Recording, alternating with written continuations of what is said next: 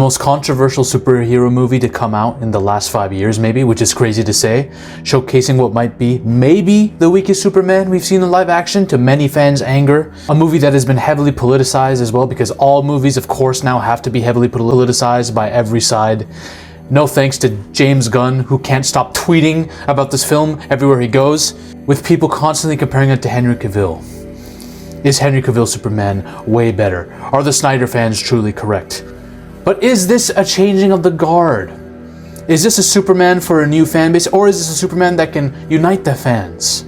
And is there something that's actually really shocking plot-wise that happens in this movie that makes me very surprised that this script got approved by the studios?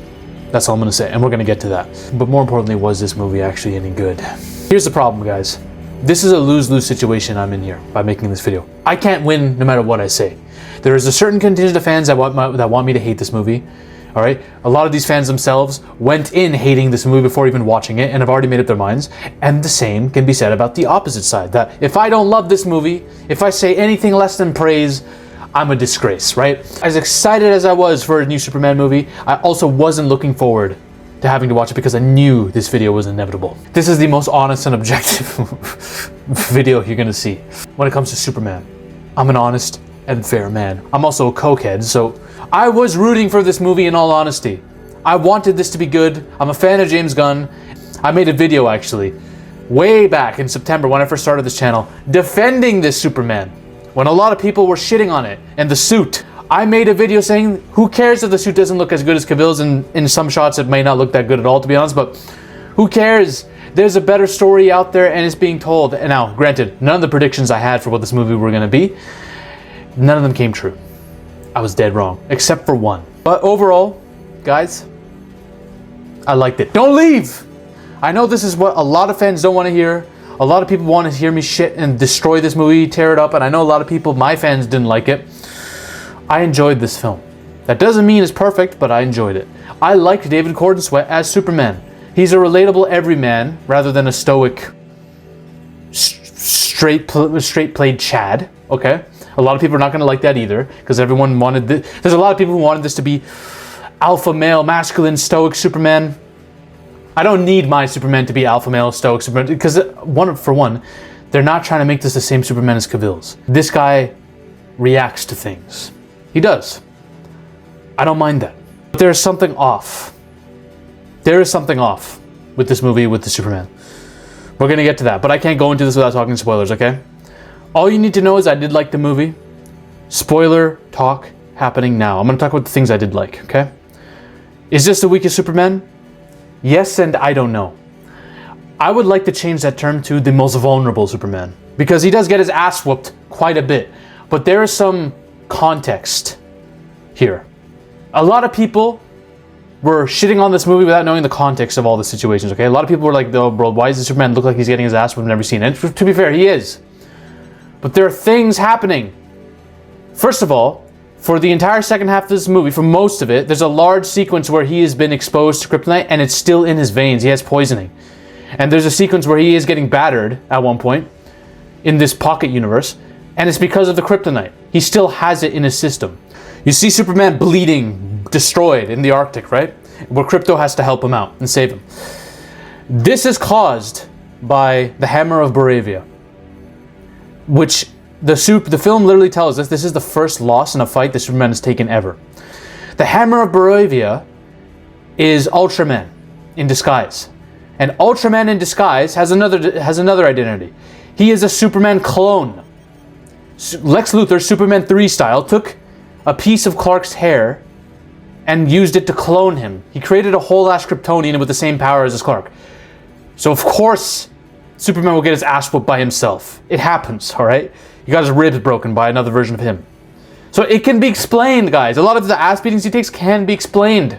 And in the fight scenes where he's fighting like the kaiju and stuff like that, he's very noticeably holding back. He does not want to kill them even though he can. He doesn't want to hurt them. And half the time he's trying to stop all the other civilian casualties from happening. That's the thing about him. He's trying to save dogs, save other people, and these distractions cause him to not want to go full force. And I love that. I love the fact that they emphasize that shit. He actually cares for this thing. The Justice Gang straight up murders this creature, and and Superman's disappointed as hell. He's like, man, we could have saved him and taken him to some like intergalactic zoo or something and studied him. Why'd you do this? Right? A lot of people are like, well, this Superman's a wuss. First of all, stop saying that. Stop with this bullshit. All right? This is exactly how I'd want Superman to act. Now, there are times when his vulnerability does go too far in terms of needing help from other outside forces, and we're going to get to that. Because that's some of the stuff that did kind of get on my nerves in this. But let's talk about his parents, his biological parents. It's revealed in this movie that they sent him down here with a mission to rule over Earth like a tyrant, kill all who oppose him, and take as many wives as possible so he can impregnate the world for his new progeny of Kryptonians to take over. Yes. And you think, okay, Lex Luthor leaks this to the public. And you think maybe Lex doctored this audio, but apparently it never is revealed in the movie that it's doctored. That's what Clark thinks, but it's actually revealed by Mr. Terrific that it is 100% legitimate. And now Superman is struggling with this in the movie. I love this twist. People wanted this. We wanted a Brightburn twist where the parents wanted him to come down and rule a planet. That's actually pretty awesome. And the fact that Clark has to freaking deal with the fact that he was sent here to hurt a bunch of people, they do delve into that now. Not enough, in my opinion, but I like that part. I like that aspect. There's a scene between him and Lois, the infamous clip that was released and that was in the trailer of her pushing him in an interview where he gets mad. And a lot of people were like, yo, why is this guy crying and raging out like a little bitch? What is this Superman? Why is Superman going crazy? This ain't Superman. Now, a lot of people hated this because people want, again, stoic, masculine Superman. Why is he getting angry and running away and crying with Lois here? No. This conversation is a lot longer than you think. From the trailer and the clip, I didn't watch that clip on purpose because I knew what was going to happen. People are going to see this and it's not going to have any context. And this scene goes on for way longer than you think. Lois is up this man's ass to try to piss him off. She's questioning him on everything. And when he does get annoyed, you kind of understand it. And then he literally walks out. People act like he was crying, like he started breaking down and crying. No, he literally left. And that caused a bigger argument. Yeah, he's not the most mature Superman in the world. This is like an early Superman. That's why. Who's dealing with these issues for the first time. Obviously, he doesn't know the consequences of the stuff he's doing. Trying to stop this war. We're going to get to that too, the war. I love this scene. Because it really, really shows me, one, how well these two actors work together as Lois and Clark. And this is one of the more interesting Lois and Clark scenes. Like, I'm sorry, guys. The challenging, journalistic Lois Lane was showcased for me in this scene. And he didn't blow up and yell until later in the conversation. There is one point where he does yell and go crazy. And some people might find that a bit cringe. But that's not like this scene at all. Okay? There's a fight scene between him and Ultraman and the engineer in a football stadium that's badass. It's fucking awesome. It's one of my favorite scenes in the movie because you get to see Superman. He is holding back, don't get me wrong, but he's fighting. He's literally fighting. And there's scenes where nanites are going up and down his ass and his mouth and stuff, and it's gross, but you haven't seen people go for his inside organs with nanites or something like that in a live action fight in recent memory. So it was cool to see that. Mr. Terrific is badass. He's awesome in this. In fact, him and Green Lantern are pretty funny. I really like Green Lantern a lot. I knew I was, bro. Nathan Fillion never misses. I knew I was gonna like him. A lot of people are like, yo, he looks like shit, his hair, bro. You guys don't understand what kind of character this is. He's meant to be a doofus. Hawkgirl is kind of mid, though. She contributes nothing to this movie. All right, here's the shocking part, okay?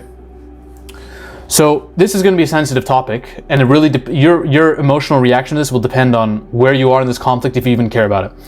There are two countries that are going to war. Moravia and I believe Hempstead, I don't know. They're fictional countries. But it's very clear that they represent Israel and Palestine. It's not even subtle. It's not even subtle. One country's invading the other and has the backing of the US, and there's a deal potentially to take a piece of the land, and this group of people are being displaced and all this. Like, it's very clear what they're trying to emulate and represent in this. And when I saw this, I was like, how the fuck are they getting away with this? We know what side Hollywood leans, because it's not even just that. This movie takes sides. Superman is very much on the side of the people that are getting invaded, aka Palestine. All right, they're based. I'm on that side too. Superman, you know. And there's a lot of people who are on the other side who probably hate this movie because of it. There are some pundits out there that are really pissed at this. I know that. But this movie actually takes sides.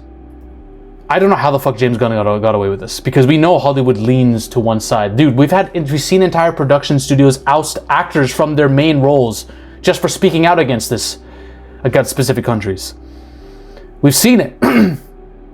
We know Hollywood nukes entire careers for this. So the fact that James Gunn in the writer's room was able to get away with this, unless the studio heads have an IQ of below 10 and couldn't figure out what countries they non-subtly represent in this movie, I have no idea how he got away with this. It actually gives me hope, because in a world where producers always fuck with the creator's vision and always try to interject and remove things that don't fit with their narrative, this actually gives me a little bit of hope, that fact that James Gunn was able to pull this off. Now, him getting full creative vision does add to some faults in the movie, but we're going to get to that. It's just a surprise to me that this is happening in a Hollywood movie now. I don't think Disney would ever do something like this. They would never belligerently take a side of a conflict that's very controversial and sensitive. Now, you could say, oh, well, they're fictional countries, so they were able to pass it off. You need to have an IQ of below 10 to not figure out what was being represented here, okay? Especially the leader of the invading country. I'm sorry. We know exactly who is being emulated by him, and he is pathetic in this film. Lex Luthor is awesome, because Nicholas Hoult, like I knew and predicted, is awesome. I knew this dude would be able to do Lex Luthor. He is one of my favorite live-action Lex Luthor I've ever seen. Michael Rosenbaum is still #1, but he's simply that guy. He captures the jealousy, the anger, the hatred that Lex has for Clark Kent, the ego, the attention whore that he is. Oh my god, I'm getting demonetized. He has it all. Now, yes, is he the most developed villain of all time? No, he's not. And could he have had more scenes with Superman and better dialogue? I would have loved that. But he's great. Nicholas Hoult is legitimately great, all right? He hates that people love Superman. He has an entire plot line where he has literal bots creating social media headlines and hashtags about Superman trying to shit on him. His entire goal is to make Superman look like a terrible person in this film. Now, there's a sequence where he has a bunch of monkeys that are doing this. Okay, they're like the bots of this. The monkeys are creating these the social media outrage about Superman. And when I saw this, I was like, bro, there was a missed opportunity here. Because, first of all, a lot of people, just including myself, are going to find the monkey thing just so silly that it comes out of nowhere. Like, what am I watching? You know, it's a James Gunnism. You know, Lex Luthor literally has a team of humans helping him in his headquarters. You could have just had them be the ones doing the social media shit, and you could have had more scenes with that. Instead, you have like one throwaway dialogue where you see a bunch of monkeys doing this, and it's just like, bro, what am I watching, right? It becomes a bit too much of a cartoon in those moments. That's where James Gunn gets a bit too much gunny for my liking. But regardless, I really, really, really like Lex Luthor in this. I enjoyed this movie a lot, but there's something missing. This movie didn't hit me in the feels like I wanted it to. There was something emotionally off, because I enjoyed it. It was an entertaining film, but it wasn't a great film. It was a decent film. It wasn't a great film. It didn't hit me. It didn't impact me in any kind of way, because it feels more like it's an episode of a TV show in the middle of a good season of TV, or even a animated superhero cartoon, rather than a standalone movie. Because one, you are being thrusted into a world that is established, and you're forced to accept things like this kind of technology that exists and this pocket dimension stuff and all these superheroes, right? But Clark himself, I don't feel like I really know Superman or Clark. I like him, but I don't feel like I know him that much. I don't feel emotionally impacted. I don't feel like he or Lois especially were developed as much as they could have been. And that's partly because Lex Luthor actually has a lot of screen time in this, way more than I expected. At times I question whether he has more screen time than Superman himself. But because he eats up a lot of screen time, in some ways you could argue it takes away from Clark Kent and Superman's storyline. But the problem is they have an entire sequence where Superman's stuck in this prison where him and Lex could have a lot of dialogue fleshing them out, but they don't really use it properly. And this sequence itself is kind of my least favorite part of the film, but we'll get to that. Crypto. Okay, guys, listen. I was worried about this before the movie, and my worries were all validated. Listen, Crypto, he's cute and funny in the beginning, and a lot of people are going to love Crypto because, oh, cute dog, whoa, whoa. The stick gets old, for me. He did get old after a while. There's an element of slapstick that happens with Crypto that becomes too much. And there are points where he is carrying Superman's ass. He literally is saving Superman every 2 seconds, and I wanted it to stop. Because he's like the ultimate weapon of Superman's. And I'm like, man, I want Superman to handle this specific thing on his own. It got on my nerves a little bit. I like Crypto. I think it's cool. Got nothing against dogs. I love dogs. Man's best friend, but it got a bit too much. Just a bit too much for me, James Gunn.